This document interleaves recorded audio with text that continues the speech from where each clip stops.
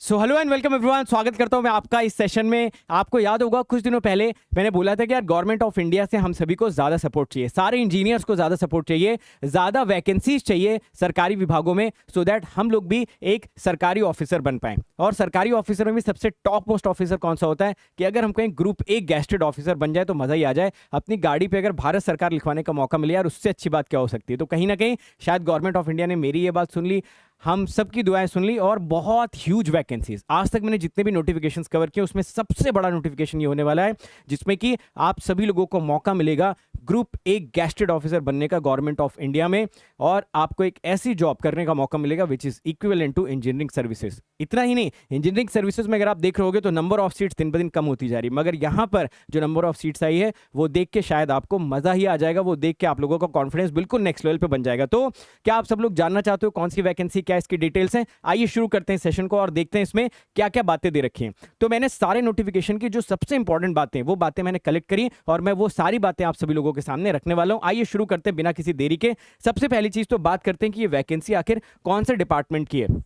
तो डिपार्टमेंट अगर आप देखोगे तो आपको दिखेगा office of the controller general of patent designs and trademarks, department for promotion of industry and internal trade, ministry of commerce. तो ये मिनिस्ट्री ऑफ कॉमर्स ने वैकेंसी निकाली हुई है, ministry of commerce and industry which come under the category of government of India. देखिए किसी भी notification पर अगर ये एम्बलम बना होता है ना, मतलब उस नोटिफिकेशन की ग्रेविटी बहुत ज्यादा है, बहुत बड़ा नोटिफिकेशन है। ऐसे नोटिफिकेशन गवर्नमेंट ऑफ इंडिया बहुत सोच समझ के साल में एक आधा बार ही निकालती है, खासकर इंजीनियर्स के लिए जहां पर आज के डेट में गवर्नमेंट सेक्टर में अपॉर्चुनिटीज बहुत कम है। तो ये बहुत मैसिव अपॉर्चुनिटी आप सभी लोगों के लिए। तो आप सभी लोग मेरे ख्याल से बहुत एक्साइटेड हो गए ये जानने के लिए कि सर दो तीन बातें मोटा मोटा जल्दी बताइए कि इसमें वैकेंसीज कितनी है। वैकेंसीज देख के थोड़ा सा कॉन्फिडेंस बढ़ेगा और मैं आपको यकीन दिलाता हूं जो आप नंबर ऑफ वैकेंसीज देखोगे बहुत आपका कॉन्फिडेंस बूस्टअप होगा। उसके बाद एग्जाम का पैटर्न बताइए, किस तरीके से एग्जाम होने वाला है, इंपॉर्टेंट डेट्स क्या है, और सबसे बड़ी चीज कि पैसा कितना लगेगा, फॉर्म भरने में कितना रुपया लग जाएगा। तो आइए एक एक करके सारी चीजों की डिस्कशन करना शुरू करते हैं।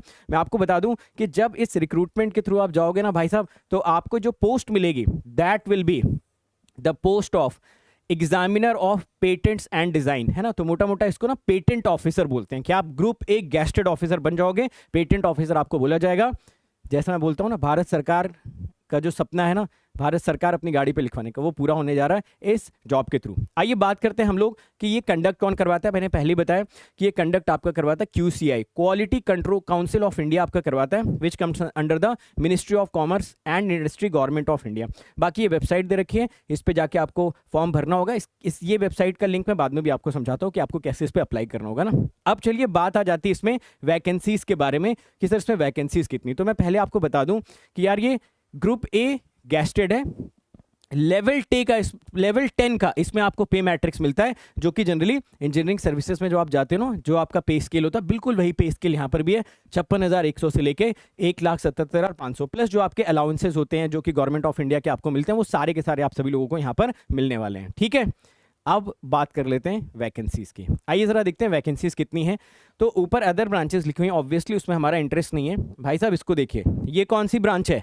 क्या यहाँ पर आपको इलेक्ट्रॉनिक्स एंड कम्युनिकेशन दिख रहा है? क्या है ना, इलेक्ट्रॉनिक्स एंड कम्युनिकेशन की इंजीनियरिंग सर्विसेज में सीट्स बहुत कम हो गई हैं। बाकी और गवर्नमेंट डिपार्टमेंट्स में जैसे कि जूनियर इंजीनियर हो गया, वहां तो सीट आती ही नहीं है।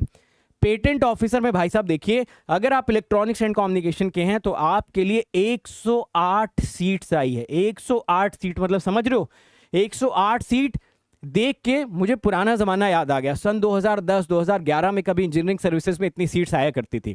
अब इंजीनियरिंग सर्विसेज के ही इक्विवेलेंट जॉब यहाँ पर आपको मिल रही है। यहाँ पर भी आप ग्रुप ए गैस्टेड ऑफिसर ही बनने वाले हो, मगर 108 सीट्स यहाँ पर आपके पास अवेलेबल। यार बहुत मैसिव अपॉर्चुनिटी है। जितने भी इलेक्ट्रॉनिक्स एंड कम्युनिकेशन के स्टूडेंट है, जी तोड़ तैयारी करना स्टार्ट कर दो। सब कुछ बताऊंगा कैसे तैयारी करनी, क्या कर रहे हैं, सुनते जाना, वीडियो को पूरा देखना। इलेक्ट्रिकल वाले जो बच्चे हैं ऑब्वियसली उनके लिए कंपेरेटिवली कम सीट्स है, 29 सीट्स हैं जो इलेक्ट्रिकल वाले स्टूडेंट्स हैं। तो 29 सीट्स आप सभी लोगों के लिए है, ठीक है। बट जो इलेक्ट्रॉनिक्स वाले बच्चे हैं यार, उनके लिए तो बहुत ज़्यादा सीट्स हैं, मतलब इससे ज़्यादा सीट्स तो यार आप क्या ही एक्सपेक्ट करोगे, ठीक है। तो ये है आपका 108 सीटें, 108 seats for electronics and electrical के लिए 29 सीट्स आपको यहाँ पे देखने को मिलेगी, ठीक है। बाकी कंप्यूटर साइंस के बहुत सारे बच्चे होते हैं, बोलते हैं कि सर हमको तो ग्रुप ए गैस्टेड ऑफिसर बनने का मौका ही नहीं मिलता, कहीं पर कोई वैकेंसीज ही नहीं आती। लो भाई, आपकी भी इच्छा पूरी कर दी गई। यहाँ पर कंप्यूटर साइंस वाले बच्चों को यहाँ पर देखिए 63 सीटें दी गई, 63 सीट्स भाई साहब आप सभी लोगों के लिए अवेलेबल है। तो जो कंप्यूटर साइंस के बच्चे हैं वो भी इस फॉर्म को बहुत सीरियसली लेंगे, बहुत अच्छी अपॉर्चुनिटी है, सीधे सरकारी विभाग आपको यहाँ पे मिलेगा। बाकी उसके अलावा जो सिविल है उसमें बहुत कम सीटें, ठीक है, सिविल में 9 सीटें। मुझे लग रहा है कि इंजीनियरिंग सर्विसेज का नोटिफिकेशन देखा गया है और उसकी वैकेंसीज को उलट पलट कर दिया गया। सिविल की वैकेंसीज इंजीनियरिंग सर्विसेज में सबसे ज़्यादा होती है, यहाँ पर सबसे कम है, ठीक है। वहाँ पर ईसी की वैकेंसी सबसे कम होती है, यहाँ पर सबसे ज़्यादा है। अगर आप मैकेनिकल का देखेंगे ना तो मैकेनिकल में बड़ी हैरानी की बात है कि टोटल 99 सीट्स यहाँ पर दी गई। टोटल अगर आप सब कुछ मिला दोगे ना तो 553 वैकेंसीज, मतलब once in a life time इतनी आपको सीट्स देखने को मिलती हैं। तो इलेक्ट्रॉनिक्स वालों के लिए बहुत मैसिव अपॉर्चुनिटी, सीएस वालों के लिए बहुत मैसिव अपॉर्चुनिटी, मैकेनिकल वालों के लिए बहुत मैसिव अपॉर्चुनिटी, सिविल के लिए ऑब्वियसली सीट्स बहुत कम है। इलेक्ट्रिकल वाले भी फाइट कर सकते हैं, 30 सीटें आपके पास हैं तो 30 लोगों की 29 लोगों की जॉब तो यहाँ पर लगने ही वाली है, ठीक है। तो मैंने इंपॉर्टेंट जो ब्रांचेस हैं उसको मार्क कर दिया। बाकी अगर आप लोग मेरे टेलीग्राम चैनल पर कनेक्टेड हो गए तो वहाँ पर आपको बाकी डिटेल्स भी मिल जाएंगी कि पूरा का पूरा नोटिफिकेशन आपको क्या कहते हैं, ठीक है। आइए, तो सीट्स सुन के मजा आ गया कि नहीं आ रहा, पहले तो ये बता दो, मजा आया ना सभी को सीट सुन के, ठीक है। चलो अब बात कर लेते हैं हम सभी लोग कि यहाँ पर क्वालिफिकेशन क्या है। देखिए जितने भी लोग टेक्निकल बैकग्राउंड से देने वाले हैं, यानी कि ईसी हो गए, इलेक्ट्रिकल हो गया, कंप्यूटर साइंस हो गया, आपका मैकेनिकल हो गया, सिविल हो गया, सबके लिए जो एलिजिबिलिटी क्राइटेरिया है वो बीटेक है। तो कोई टेंशन लेने वाली बात नहीं है, अगर आप बीटेक है आप इसको आराम से अटेंड कर सकते हैं। हालांकि उसने एडिशनली कंप्यूटर साइंस में बोला हुआ है कि अगर आप एमटेक हो तो भी दे सकते हो, कोई दिक्कत वाली बात नहीं। बट इलेक्ट्रिकल में बीटेक हो, सिविल में बीटेक हो, मैकेनिकल में बीटेक हो, आराम से आप ये फॉर्म भर सकते हो, कोई दिक्कत वाली बात यहाँ पर है नहीं। एज लिमिट जैसे कि सारे के सारे गवर्नमेंट ऑफ इंडिया के एग्जाम्स में होती है कि आपकी जो एज होनी चाहिए ना वो 21 साल से ज़्यादा होनी चाहिए और 35 साल से कम होनी चाहिए। कब तक? On the last day of the submission of the form. तो आप बोलोगे सर डेट तो आपने बताई नहीं, बता रहा हूं भाई, रुक जाओ। On the last date of submission of online form, तब तक आपकी उम्र 35 से ज्यादा नहीं होनी चाहिए, 21 से कम नहीं होनी चाहिए जनरल कैटेगरीज के लिए। बाकी जैसा हर बार होता है कि अगर आप एससी कैटेगरी को बिलोंग करते हो या फिर आप पीडब्ल्यूबीडी में आते हो 5 साल आपका रिलैक्सेशन मिल जाता है, और अगर आप ओबीसी में आते हो तो आपको 3 साल रिलैक्सेशन मिल जाता है। वो सारी चीज़ें यहाँ पर भी मौजूद है। खैर वो इतना बड़ा इशू नहीं है। इतना बड़ा इशू है कि सर ये एग्जाम किस तरीके से होने वाला है, एग्जाम का पैटर्न क्या होगा, क्या एक ही एग्जाम हो जाएगा या फिर प्री मेंस वाला चक्कर होगा, ऑनलाइन होगा, ऑफलाइन होगा, सब कुछ आइए बहुत डिटेल में बताता हूँ। ये सेगमेंट सबसे ज़्यादा इंपॉर्टेंट है समझना, क्योंकि तभी आपको कॉन्फिडेंस आएगा कि मैं इस एग्जाम के लिए अप्रोच करूँ कि नहीं करूँ, ठीक है। देखिए ये एग्जाम ना आपका 3 हिस्सों में होने वाला है, प्री एग्जाम में, मेंस एग्जाम में और इंटरव्यू एग्जाम में, है ना। 3 हिस्सों में एग्जाम आपका होने वाला है। सबसे पहले प्रीलिम्स एग्जाम आपका करवाया जाएगा। याद रखिए ये जो प्रीलिम्स एग्जाम करवाया जा रहा है ना, ये सिर्फ और सिर्फ आपका स्क्रीनिंग एग्जाम है। इसके नंबर आपके फाइनल मेरिट में नहीं जुड़ेंगे, ठीक है। ये सिर्फ और सिर्फ स्क्रीनिंग है, इसके बेसिस पर लोगों को छांट लिया जाएगा, ठीक है। कैसे छांटा जाएगा आगे चर्चा करते हैं। तो प्री एग्जाम के रिजल्ट आएगा, अगर आप प्री में सेलेक्टेड हो जाओगे तो आपको मेंस का मौका दिया जाएगा, ठीक है। मेंस का मौका दिया जाएगा। मेंस का पैटर्न क्या रहने वाला वो भी समझाता हूँ। मेंस में कुछ बच्चों को और शॉर्ट लिस्ट किया जाएगा, उनको इंटरव्यू के लिए बुलाया जाएगा, फिर फाइनल आपके मेरिट लिस्ट बनेगी। यानी कि इसका पैटर्न जो है वो है प्रीलिम्स जिसका कि मार्क्स नहीं जुड़ने वाला, सिर्फ क्वालिफाइंग नेचर का है, फिर मेंस एग्जाम होगा और इंटरव्यू एग्जाम होगा, ठीक है। आइए इसके बारे में थोड़ी सी चर्चा करते हैं। सबसे पहले प्री एग्जाम की बात करते हैं। प्रीलिम्स में बोल रहा है this exam is only for the screening purpose, है ना। इसके जो मार्क्स होंगे वो फाइनल एग्जाम में नहीं जुड़ेंगे। और दूसरी सबसे इंपॉर्टेंट बात, प्रीलिम्स का जो एग्जाम होगा वो ऑनलाइन मोड में होगा, ठीक है ना। तो प्रीलिम्स का एग्जाम आपका ऑफलाइन नहीं होगा, ये ऑनलाइन मोड में होगा। इस बात का आपको ध्यान रखना है। तो मैं ऑनलाइन को यहाँ पर अंडरलाइन कर देता हूँ, ऑनलाइन को मैं यहाँ पर बॉक्स में बंद कर देता हूँ। भाई साहब बहुत इंपॉर्टेंट बात है, ठीक है। छोटी छोटी बातों पर आपको ध्यान देना बहुत जरूरी है, क्योंकि नोटिफिकेशन इंपॉर्टेंट है। तो मैं भी काफ़ी ज़्यादा एक्साइटेड हूँ इसको कवर करने के लिए, और मैं नहीं चाहता कि एक भी इंपॉर्टेंट डिटेल आपके लिए मैं छोड़ूँ, ठीक है। चलिए उसके अलावा क्या बोला जा रहा है कि जो आपका प्रीलिम्स का एग्जाम होगा ना उसमें 150 ऑब्जेक्टिव टाइप एमसीक्यू क्वेश्चन पूछे जाएंगे। कोई एमएसक्यू नहीं होगा, कोई नेट नहीं होगा। 150 सवाल यहाँ पर आपसे पूछे जाएंगे। घंटे कितने जाएंगे? 2 घंटे। 120 मिनट में 150 सवाल पूछे जाएंगे, यानी कि देख के टिक मारने वाले होंगे ज़्यादातर क्वेश्चन होंगे, है ना। अब देखिए इसका क्वेश्चन कहाँ से पूछे जाएंगे। बोला जा रहा है कि जो 150 क्वेश्चंस होंगे, हर क्वेश्चन एक एक नंबर का होगा, यानी 150 नंबर का टोटल पेपर आपका बनेगा, है ना। फिर बोल रहा है कि इसमें एमसीक्यू क्वेश्चंस होंगे जिसमें कि आपका 15 नंबर का जनरल इंग्लिश आएगा, ठीक है। वर्बल और नॉन वर्बल रीजनिंग 30 मार्क्स का आएगा। 15 नंबर का इंग्लिश, वर्बल और नॉन वर्बल रीजनिंग आपका 30 नंबर का पूछा जाएगा, करेक्ट। उसके बाद देखो क्या बोल रहा है, क्वांटिटिव एप्टीट्यूड 30 नंबर का आएगा, general knowledge and current affairs 30 number का आएगा, जनरल साइंस 30 नंबर का आएगा। और ये देखो भाई साहब ये क्या बोल रहा है, ये बोल रहा है आईपी लेजिस्लेशन इन इंडिया वीपो एंड रिलेटेड ट्रीटीज, ये 15 नंबर का आपसे पूछा जाएगा। ये क्या होता है, इसके लिए मैं एक पूरा का पूरा अलग से वीडियो बना के बताऊंगा कि जो इसका फर्स्ट वाला सेक्शन है, यानी कि जो इसका प्रिलिमिनरी सेक्शन है, इसको आपको कैसे तैयार करना चाहिए। तो आप पूछोगे सर आप कैसे बता सकते हो, क्योंकि भाई जब मैंने इंजीनियरिंग सर्विसेज का एग्जाम दिया था ना, उस टाइम पे जो इंजीनियरिंग सर्विसेज का पैटर्न था, ये बिल्कुल उसी पैटर्न से मिलता जुलता है ना। हम लोगों के टाइम पे भी जनरल नॉलेज आता था, करंट अफेयर्स पूछा जाता था, जनरल साइंस पूछा जाता था, ठीक है, जनरल इंग्लिश उसमें पूछा जाती, 60 नंबर का इंग्लिश का पेपर आता था। तो मुझे बहुत अच्छा खासा एक्सपीरियंस है कि कैसे क्वेश्चन आपके एग्जाम में पूछे जाएंगे। तो अगर आपको और डिटेल चाहिए प्रीलिम्स के बारे में, तो नीचे कॉमेंट सेक्शन में जरूर बताना, मैं इसके बारे में काफी सारी वीडियोस, एटलीस्ट 3 4 5 वीडियोस इसको लेके मैं बनाऊंगा, सो दैट पूरी क्लैरिटी आपको मिल जाए। करेक्ट। तो आई होप आपको ये बात बहुत अच्छे से क्लियर हो गई। अब उसके बाद देखो यहां पर बोला जा रहा है द नंबर ऑफ कैंडिडेट्स जो मेंस एग्जाम के लिए बुलाए जाएंगे, वो बुलाए जाएंगे 20 टाइम्स, कितना, approximately 20 times number of vacancies. मतलब अगर आप यहां पर देख रहे हो ना, number of candidates to be admitted on the basis of the result will be about 20 times of the total vacancies filled through the recruitment process। भाई साहब अगर आप इलेक्ट्रॉनिक्स के स्टूडेंट हो, है ना, तो समझ रहे हो कितने लोगों को मेंस की कॉल आएगी। 100 सीटें हैं, 20 से गुणा करो उसको, लगभग 2100 बच्चों को मेंस की कॉल आएगी। यानी ऑल इंडिया लेवल पे जितने बच्चे तैयारी कर रहे हैं ना, वो 2100 बच्चे इस एग्जाम का मेंस लिख रहे होंगे भाई साहब, ठीक है। अब इस पे इन्होंने कुछ कट ऑफ रखा है कि जनरल कैटेगरी के हो तो कम से कम 30% लेके आओगे, उसके बाद नंबर काउंट करना आपका स्टार्ट करा जाएगा, है ना। ओबीसी कैटेगरी के हो तो 25%, यानी कि 150 का अगर हम लोग 30% निकाल के देखें तो करीबन 45 नंबर से अगर आपका कम आया तो आपकी कॉपी चेक ही नहीं होगी, मतलब आपके मेरिट बनेगी ही नहीं। समझ गए। सपोज इसमें 150 में से जो सबसे ज़्यादा नंबर लेके आता है वो 120 नंबर लेके आता है, ठीक है। तो 120 नंबर से ये लोग छांटना शुरू करेंगे, 120 नंबर से नीचे आते जाएंगे, नीचे आते जाएंगे, नीचे आते जाएंगे।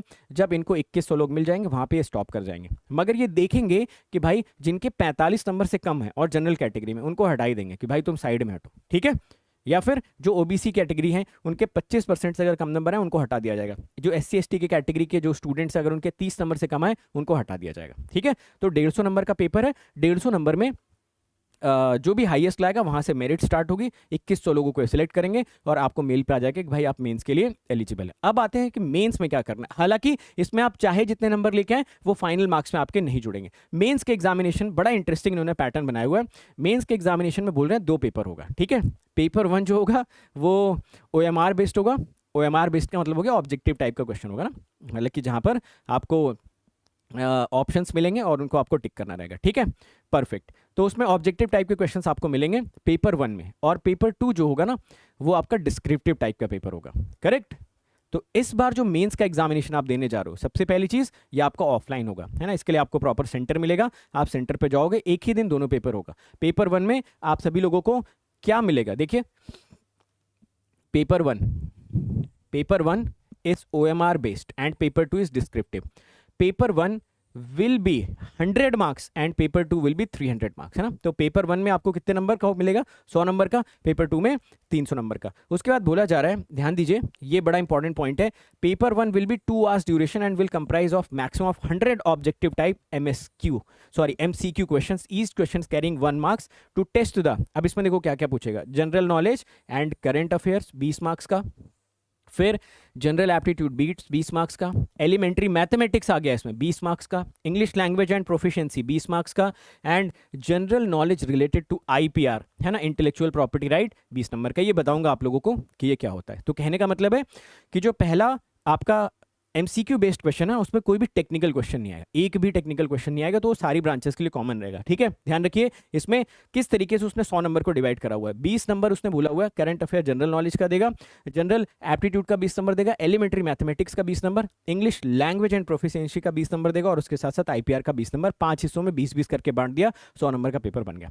अब जो पेपर 2 होगा जिसको कि बोल रहा है 300 नंबर का लेगा, वो आपका डिस्क्रिप्टिव होगा। अगर आपकी ब्रांच सिविल है तो सिविल से होगा, मैकेनिकल है तो मैकेनिकल से होगा, इलेक्ट्रिकल है इलेक्ट्रिकल से, इलेक्ट्रॉनिक से, CS है CS। तो इसका पूरा का पूरा सिलेबस भी मेंशन किया हुआ है, ठीक है। मैं आपको सिलेबस भी अभी दिखाता हूँ, पूरा सिलेबस भी प्रॉपर्ली मेंशन किया हुआ है, और ये जो सिलेबस है ये एग्जैक्टली आपके इंजीनियरिंग सर्विसेज के सिलेबस से मैच करता है, समझ गए ना। तो उसमें कोई दिक्कत वाली बात है नहीं। जो आपका इंजीनियरिंग सर्विसेज का टेक्निकल वाला सिलेबस है वही इसका पेपर 2 का भी सिलेबस है, मोटा मोटा है, थोड़े बहुत चेंजेस ऊपर नीचे।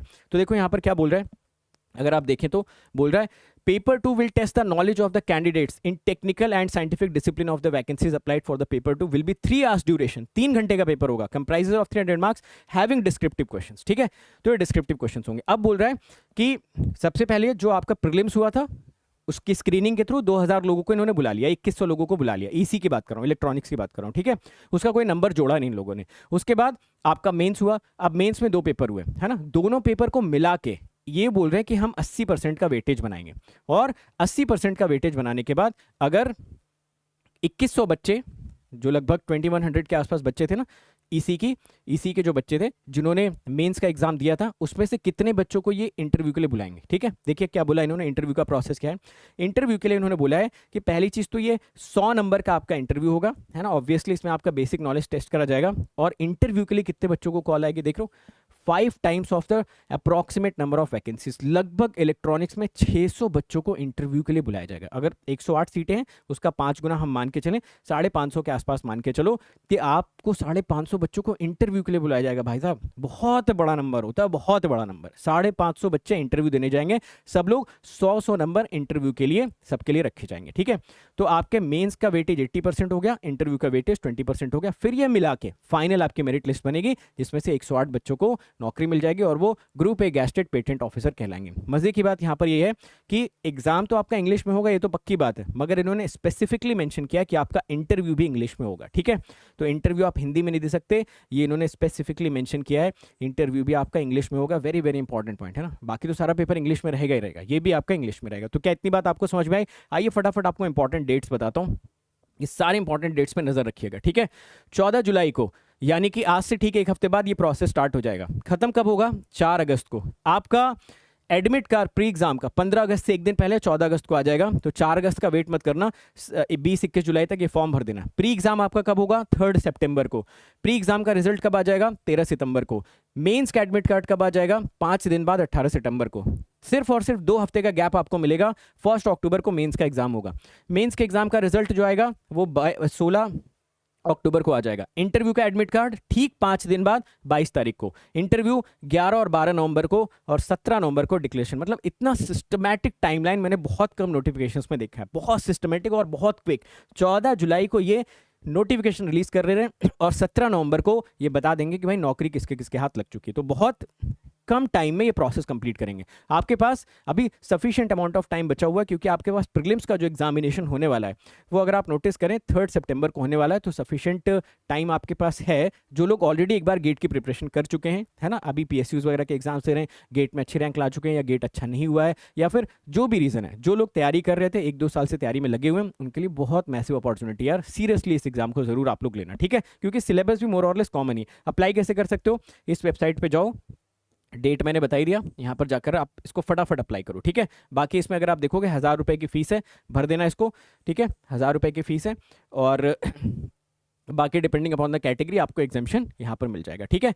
सो आई होप आपको ये नोटिफिकेशन का ग्रेविटी समझ में आ रहा है कि आखिर वो क्या आप लोगों को यहाँ पर देना चाहता है, ठीक है। Very very massive opportunity.